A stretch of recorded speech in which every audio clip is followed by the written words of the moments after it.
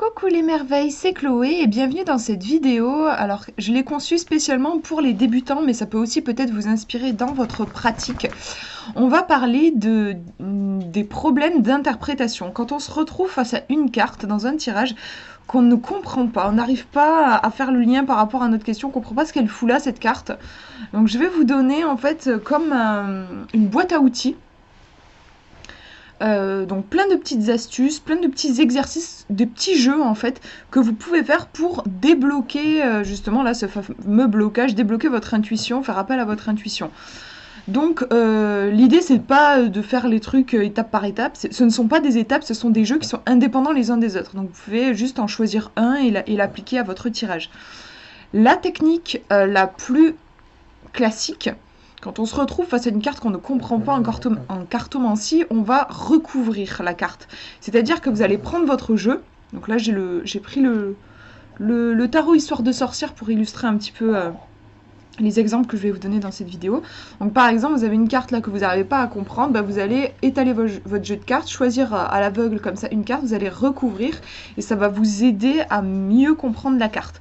Moi, je ne vais pas détailler là cette technique. Je pense que je le ferai dans une autre vidéo. Je vais vous donner des petits exercices qui sont moins connus en fait et qui ont un petit côté un peu créatif. J'aime bien en fait. Donc, alors je regarde à côté parce que j'ai pris mes notes. Il y en a quand même quelques petits points et je voulais pas en zapper un. Donc la première technique.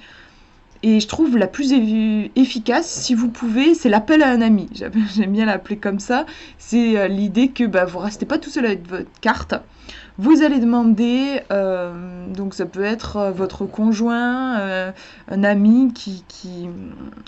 Alors en fait, c'est pas accessible à tout le monde parce qu'il faut avoir quelqu'un qui est ouvert aux cartes. Et voilà, c'est pas toujours le cas en fait.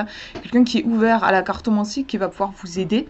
Moi par exemple c'est mon cas, mon conjoint il aime bien ça et puis à force de me voir tirer les cartes, il a aussi certaines bases en interprétation. En fait je trouve ça super efficace si on a cette chance là d'avoir quelqu'un qui peut nous aider. Parce que quand on n'arrive pas à donner du sens à une carte, c'est qu'on est un petit peu bloqué, on tourne en rond. Et en fait, le fait de faire appel à quelqu'un à l'extérieur, cette personne à l'extérieur, elle va pouvoir comme donner du vent frais, en fait, comme si on ouvrait les fenêtres et il y a quelque chose de... Il va vous apporter son point de vue, son angle de vue qui va forcément être différent du vôtre. Et moi, à chaque fois que je le fais quasiment, ça me débloque. Donc l'idée en gros c'est que vous vous retrouvez avec votre carte et puis vous expliquez à la personne. Vous dites voilà, j'ai posé telle question. Alors bien sûr il faut que ce soit une personne de confiance. J'ai posé telle question, regarde j'ai tiré cette carte et j'arrive pas à comprendre. Vous pouvez montrer le livret, genre voilà ce qui est écrit et tout.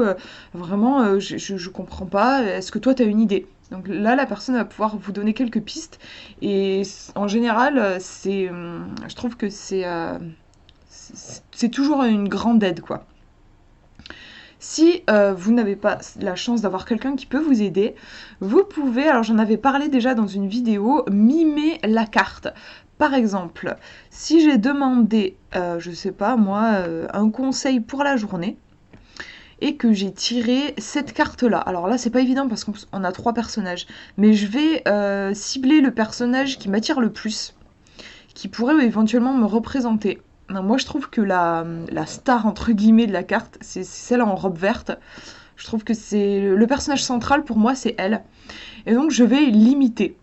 C'est-à-dire que je vais aller prendre, on voit qu'elle a un pinceau dans la main, je vais prendre, alors soit un pinceau si j'en ai un, soit ça peut être un stylo, un truc qui va imiter, je vais le prendre comme elle le prend là, comme ça.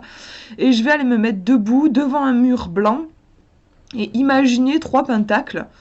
Je vais même imaginer tout le décor. Si vous avez envie vraiment de mettre en scène, vous pouvez même vous amuser à pousser un banc devant votre mur et tout. Bon, personnellement, j'ai pas la foi de faire quelque chose d'aussi construit, mais ce qui va être super important, c'est la position. Par contre, essayez de prendre cette position. Pourquoi pas aller vous chercher un truc à vous mettre sur la tête. Pour le côté sorcière, alors bien sûr, si vous n'avez pas de chapeau de sorcière, c'est pas grave. Juste un chapeau, un bonnet, un truc sur la tête. Et cette fameuse position avec le bras légèrement fléchi et elle tient quelque chose, et surtout le visage, elle est en train de regarder, voilà. Et là, en fait, vous allez ressentir, c'est assez puissant comme technique parce que ça fait appel au corps. Et quand on bloque sur une carte, c'est souvent parce que notre mental tourne et il n'arrive pas à trouver la porte de sortie. Donc là, c'est votre corps qui va parler. En tenant un petit peu cette position, soyez attentif à ce que vous ressentez. Est-ce que c'est confortable? Est-ce que c'est inconfortable? Oui, quelle est votre émotion? Pourquoi pas même faire un travail au niveau des visualisations, par exemple, si vous ressentez une émotion particulière, où est-ce qu'elle se situe dans votre corps? Est-ce qu'elle a une couleur particulière? Vous allez en fait dresser tout un paysage métaphorique lié à la carte. Et une fois que vous avez ça, vous pouvez faire le lien avec votre question. Donc là, je ne l'ai pas fait, la position de cette personne, mais en parlant, c'est vrai que j'ai pu vraiment imaginer. Le fait qu'elle tient ce pinceau, je pense que si je prenais cette position, j'imagine que je ressentirais une certaine confiance en moi, une certaine force. Et puis en imaginant les pentacles devant moi, je pense que j'aurais le sentiment d'avoir réalisé quelque chose, je serais contente. Donc là, le conseil, ça serait sûrement réalise quelque chose qui fait du sens pour toi aujourd'hui. Si jamais j'avais demandé un conseil pour ma journée. Donc vous voyez, ensuite vous faites le lien avec votre question. C'est vraiment une technique qui est très sympa à faire et puissante, je trouve. Ensuite, un truc tout bête, tout simple, revenir plus tard. Plutôt que de bloquer avec votre carte devant vous et vous énerver même, je sais que ça m'est déjà arrivé, moins on comprend la carte, plus on s'énerve, moins on arrive à la comprendre. Donc en fait, faire cet effort de détachement. La carte, vous la laissez par exemple sur votre hôtel ou enfin là où vous voulez, et puis vous allez vous changer les idées. Donc vous faites quelque chose vraiment de tout à fait différent. Le mieux, je trouve, c'est le sport, c'est de revenir dans le corps, justement, je vous disais, le mental qui tourne.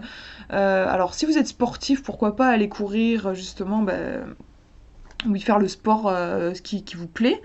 Ou si c'est pas votre cas, moi par exemple, j'aime pas du tout courir, ça m'énerve en fait, j'aime pas ça. Par contre, j'adore marcher. Et donc moi je vous conseillerais la marche parce que c'est un truc que j'adore, mais c'est pas le cas de tout le monde. Moi par exemple, ouais, aller marcher dans la nature, ça va me faire un bien fou. Et je vais revenir du coup plus tard pour revoir cette carte, mais vraiment en l'ayant mise de côté, quoi. Quand vous marchez ou vous courez ou vous faites, je sais pas, faites le ménage, enfin, vous faites tout à fait autre chose. L'idée c'est de lâcher bien sûr cette carte et de pas la faire tourner dans votre tête. Dans le même genre aussi, même si c'est un tout petit peu différent, c'est l'idée de vous laisser la carte de côté et puis le soir, avant de vous coucher, juste avant de vous coucher, vous la regardez, cette carte. Vous vous imprégnez vraiment d'elle. Et pourquoi pas même, vous pouvez poser l'intention d'en rêver de cette carte ou d'avoir un éclaircissement pendant la nuit. On dit que la nuit porte conseil et c'est vrai qu'il y a des choses qui se débloquent parce qu'on va accéder à notre inconscient. Donc voilà, faire ça, vous posez votre petite carte sur votre table de nuit par exemple, et le lendemain matin, peut-être que vous aurez carrément eu un rêve influencé par cette carte. Peut-être pas, mais moi des fois ça m'est arrivé, je n'avais pas de rêve particulier, mais en fait j'avais c'est marrant, hein, mais oui, comme un conseil, comme si la carte m'avait conseillé pendant la nuit, je la comprends mieux, il y a quelque chose qui s'est passé. Donc ça, c'est pour les flemmards, entre guillemets, c'est simple, vous avez rien à faire en fait, c'est super sympa. Vous regardez votre carte, vous la posez, et hop, votre inconscient, il va bosser pour vous. C'est vraiment le lâcher-prise, quoi. Ensuite, qu'est-ce que je peux vous dire? Ouais, raconter une histoire. C'est la technique Sherazade, j'aime bien l'appeler comme ça. Donc, je vais vous donner un exemple. Je sais pas, je me sens un peu perdue dans ma vie, j'aimerais avoir un conseil, une direction à suivre. Oui, bon, c'est marrant, je retombe sur la même carte. Non, c'est pas grave, du coup, je vais faire avec celle-ci. Donc, le 3 de Pentacle. Je tombe sur cette carte, je ne la capte pas du tout, je comprends pas qu'est-ce qui des pentacles viennent faire là. 3 de Pentacle, je vois plusieurs personnages. Pourquoi, sachant que actuellement, j'ai pas trop l'occasion de voir des gens, justement, je sais pas, j'arrive pas à la comprendre. Donc je vais faire la technique Sherazade, c'est-à-dire que je vais raconter une histoire. Donc je vais commencer par Il était une fois, ou par C'est l'histoire de... Par exemple, c'est l'histoire d'une jeune femme dans sa robe verte, ou Il était une fois une jeune femme dans sa robe. Et je vais comme ça improviser une histoire. Alors on s'en fout complètement que ce soit pas une histoire qui soit très bien construite, qui soit simple ou je sais pas quoi. On cherche pas à écrire le roman de l'année. L'idée c'est de tisser un fil narratif en fait avec cette histoire. Donc c'est sympa de le faire à voix haute. Il y a des gens qui aiment bien écrire. Moi, je trouve que ça prend du temps. J'ai pas toujours le temps d'écrire mon histoire. Je trouve que c'est plus rapide à voix haute. Donc, improviser. Je ne sais pas l'histoire que je vais raconter, c'est pas grave, je me laisse porter. Donc là, par exemple, hop, attendez, je fais une mise au point pour que ce soit plus agréable. Et aussi, c'est important, pendant que vous racontez votre histoire, vous oubliez votre question, sinon votre mental va tourner. Donc là, par exemple, je dirais, bah, c'est l'histoire d'une jeune femme. Donc là, je pense à c'est celle qui est habillée en robe verte. Je crois qu'elle a été appelée en fait par un homme d'église qui voulait. Il y a personne qui allait dans sa cathédrale, enfin son église. Personne voulait y aller parce qu'il y avait des légendes de loups-garous, je sais pas quoi. Enfin bref.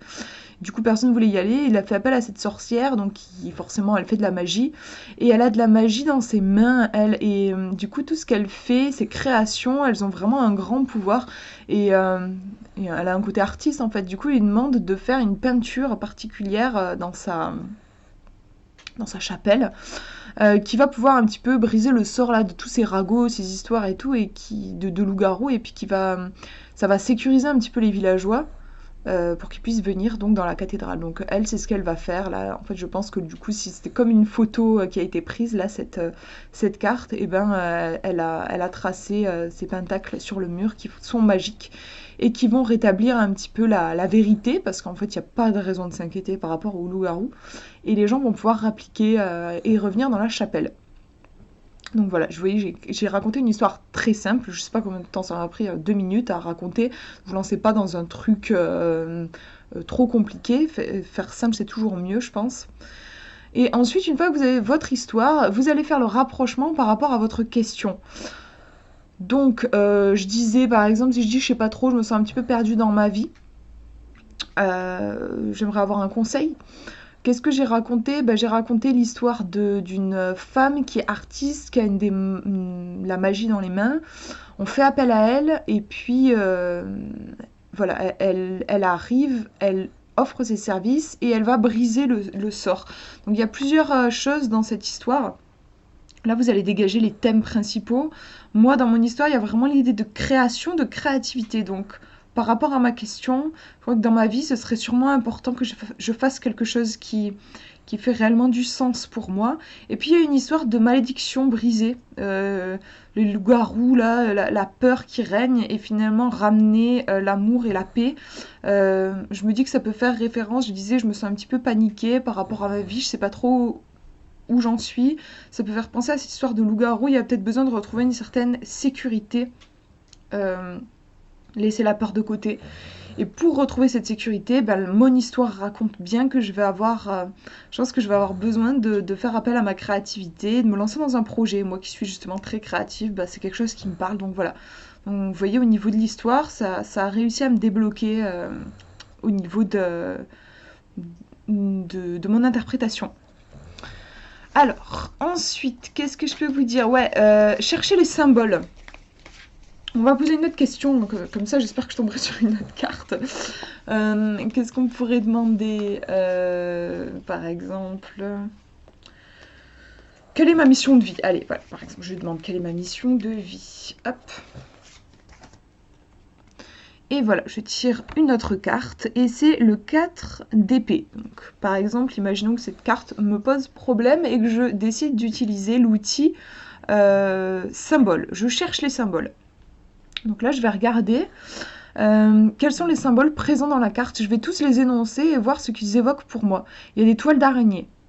Ici, là, ça m'évoque une énergie qui stagne. Bon, les araignées, j'aime pas trop ça. Aussi, vous pouvez évoquer ce que ça fait ressortir chez vous. Moi, les araignées, ça me fait flipper. Donc, les toiles d'araignée, je suis pas fan. Et puis, je trouve qu'il y a l'idée de... Oui, on s'est pas trop occupé de l'endroit, quoi. C'est pas très propre. Il y a un truc à l'abandon. On a un chapeau de sorcière, un balai de sorcière. Bon, là, ça m'évoque tout ce qui est lié à la sorcellerie, à la puissance et à la féminité. On a la lune et les étoiles. Là aussi, ça m'évoque vraiment l'énergie yin, la femme sacrée. On a des poignards qui sont plantés ici, là. Donc là, ça m'évoque vraiment une capacité à se défendre, voire à même protéger les autres. Il y a une certaine force. Qu'est-ce qu'il y a d'autre? Une espèce de cheminée. La cheminée, ça va me renvoyer à ce qui est, tout ce qui est réconfortant, sécurité. Elle est sur un lit, donc le repos. Voilà, moi, je pourrais parler des rideaux, des briques, enfin bon, je vais pas non plus... Là, j'ai évoqué les symboles qui me marquent le plus. Et ensuite, je vais faire une synthèse par rapport à ma question. Donc, quelle est ma mission de vie? En fait, dans tous les trucs que j'ai évoqués, il y a pas mal l'idée de féminité, les trucs liés à la féminité. Je parlais de chapeau de sorcière, balai, la lune et les étoiles. Donc j'ai peut-être un travail à faire au niveau de la féminité et peut-être, oui, le côté sorcière, c'est-à-dire euh, mettre en avant le fait qu'on peut être une femme sans être forcément toujours douce et calme. Il y a quand même les poignards aussi, et il y a beaucoup de force. Et puis les toiles d'araignée, je crois qu'en fait, peut-être qu'il va falloir que je balaye, j'enlève. Je disais que les toiles d'araignée m'évoquent, moi, tout ce qui est laissé à l'abandon, la stagnation et tout. Et par rapport à ce que j'ai dit avant, là, les poignards, la force et la femme forte, en fait, voilà. Moi, au niveau des symboles, je ressens la femme forte. Et il y a sûrement besoin de nettoyer des vieux trucs, là, des vieux schémas, des vieilles pensées sur des vieux clichés sur la femme qui doit être, voilà, qui doit être bien sage, toujours douce et aimable, et qui n'a pas le droit de s'énerver. Donc, par rapport à ma mission de vie, j'ai sûrement un truc d'émancipation de la femme, en fait. Enfin, moi, je le ressens comme ça. Donc, vous voyez, juste en me basant sur les symboles, donc je suis partie loin, en fait, je trouve, par rapport à la signification du 4 d'épée de base. Mais c'est aussi le but de ces exercices, c'est que vous allez vraiment vous échapper dans votre imaginaire, et votre imaginaire, ben, il est aussi en lien avec votre inconscient, en fait. Donc voilà pour cette technique. Je déconseille d'aller voir les symboles que vous avez trouvés, d'aller chercher dans des dictionnaires de symboles ou sur Internet. Je sais que c'est tentant, mais moi je déconseille. Je pense qu'il est beaucoup plus puissant d'aller chercher ce que ça signifie pour vous. Moi, par exemple, les araignées, ça me fait peur. C'est vrai que c'est une peur qui est assez répandue, mais c'est pas le cas de tout le monde. Il y a des gens pour qui l'araignée peut évoquer autre chose. Je vous ai dit, les poignards, moi, ça m'a évoqué, je l'ai ressenti de façon positive, la force, se défendre et tout. Il y a des gens qui peuvent le percevoir comme quelque chose d'agressif et de violent envers eux. Franchement, fiez-vous à votre instinct par rapport au symbole, je pense que c'est beaucoup plus puissant. Demandez-vous, ce symbole, qu'est-ce qui me fait ressentir? Quelles sont les images qui me viennent par rapport à ce symbole-là? Ensuite, une autre technique, ça va être de faire parler les personnages sur la carte. Donc, pour cette technique-là, il va falloir que vous ayez des personnages sur vos cartes. À la limite, vous pouvez aussi faire parler en fait des objets, mais c'est peut-être moins évident. Comme on va peut-être moins pouvoir s'identifier à un objet qu'à un être humain, c'est mieux d'avoir des personnages sur vos cartes. Donc, par exemple, ici, si jamais je veux faire parler, je vous fais la mise au point, voilà. Donc je vais imaginer comme une BD, comme une bande dessinée en fait, une bulle avec qu'est-ce qu'elle est en train de dire. Et vous vraiment vous laissez venir spontanément. Moi j'ai l'impression qu'elle elle est en train de dire t'as vu un peu, je suis trop fière de moi, tu me croyais pas capable, mais en fait je l'ai fait. Donc vous voyez là, moi, dans ce que j'ai dit, ensuite, bah, une fois que vous avez fait parler votre personnage, bah, vous voyez un petit peu quelle est l'énergie, qu'est-ce que ça dit, et vous voyez le lien par rapport à votre question. Moi, dans ce que j'ai dit, la voix que je lui ai donnée, il y a un truc assez, un peu rebelle, très fort, très, genre, tu m'en croyais pas capable, bah si, en fait, et j'ai une sacrée capacité de destruction si j'en ai envie. Donc ensuite, je vais pouvoir faire le lien par rapport à ma question. Vous voyez, juste le fait de faire parler, ça m'a tout de suite donné de l'énergie.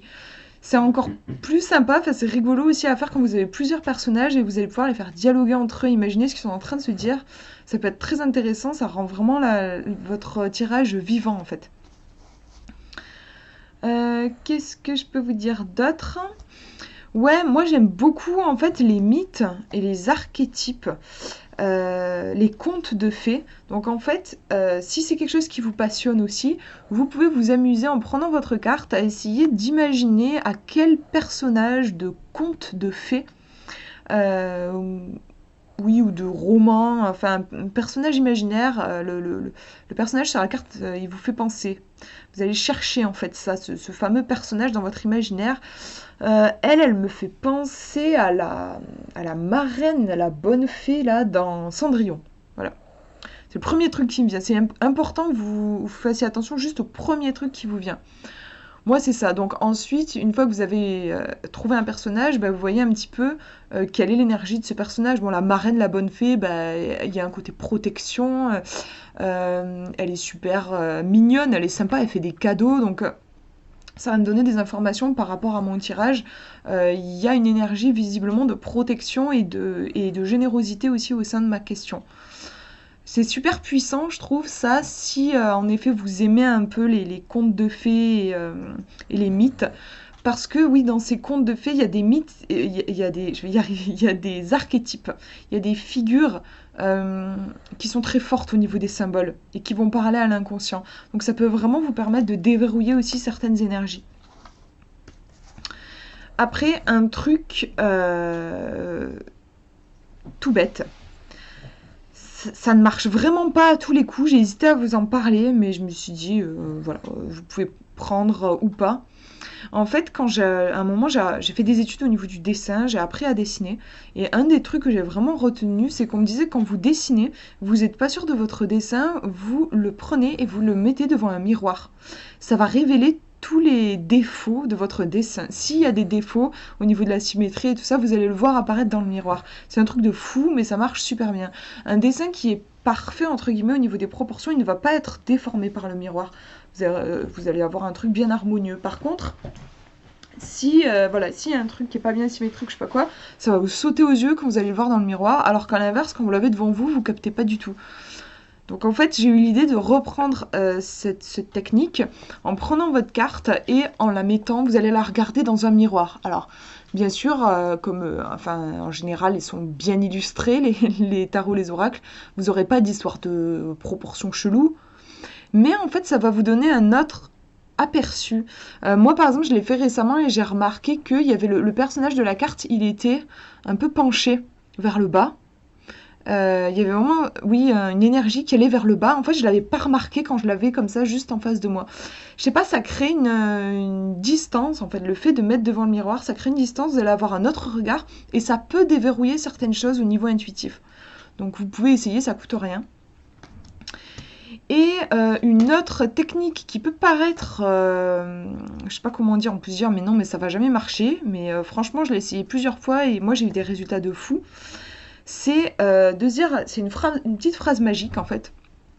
Quand vous bloquez, dites-vous si je savais ce que cette carte veut me dire, parce qu'en fait actuellement je ne sais pas, mais si je le savais, si je savais le message, si je connaissais le message de cette carte, si je savais ce qu'elle avait à me dire, qu'est-ce que je dirais? Qu'est-ce que ce serait?